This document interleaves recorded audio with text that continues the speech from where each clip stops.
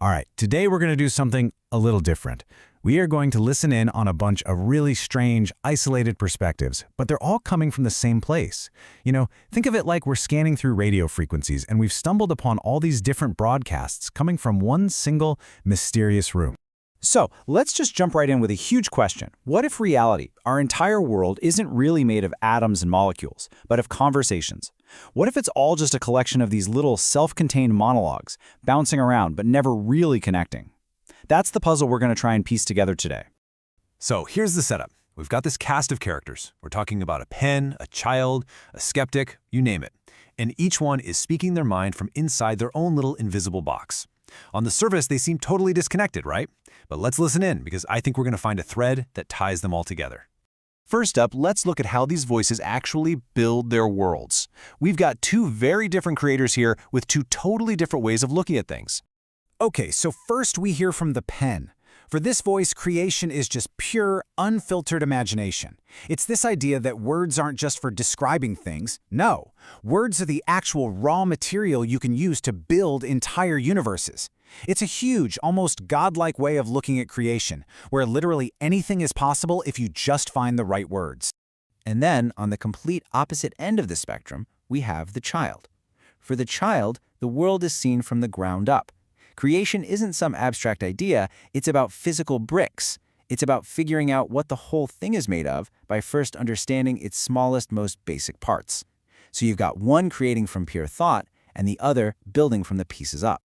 So if their worlds are built so differently, you gotta wonder how they're perceived, right? Well, now we're gonna dive into how our own unique situations can trap us in what you could call a prison of perception. Just look at these two. On one side, you have the tall sprite. Its physical height literally changes its entire worldview. It can see over buildings, and that makes it think about the psychology of being tall. Then you have the skeptic, who sees the world from a place of complete stillness, and from there, starts to question the whole point of moving around at all. The key thing here is that their entire philosophy is dictated by their state of being, one physical, one mental. Each one is completely locked inside their own dialogue box.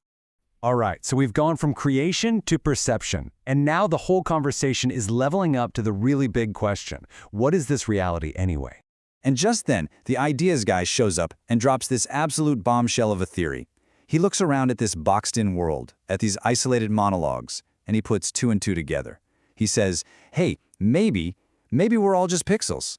Just digital things trapped inside some kind of computer. It's the simulation theory, but what's so wild is that it's coming from inside the simulation itself.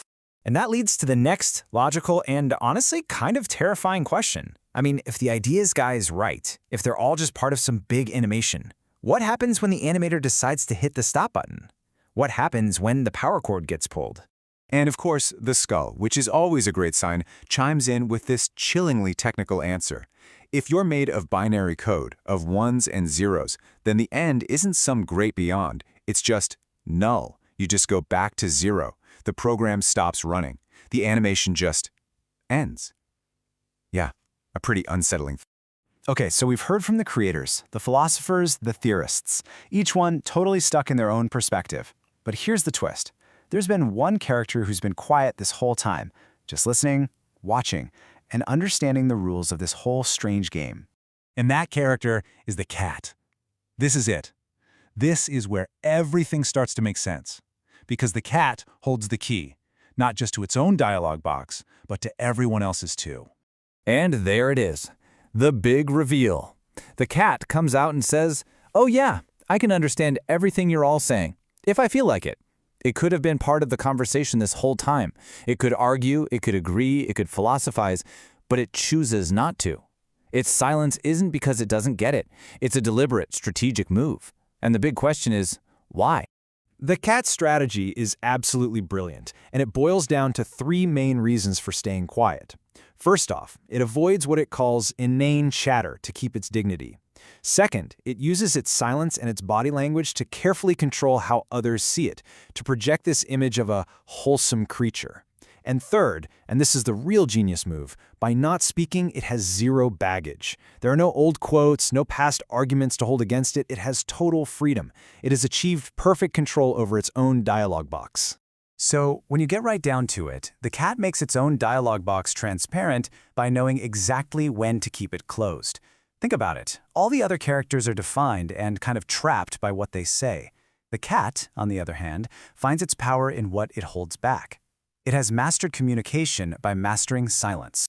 And that kind of brings us right back to us, doesn't it? We all live in our own dialogue boxes, built from our own perspectives and experiences. What the cat shows us is that we have a choice. We can broadcast everything all the time, or we can be strategic about our silence. So the question I want to leave you with is this. Your perspective is your dialogue box. How transparent do you choose to make it?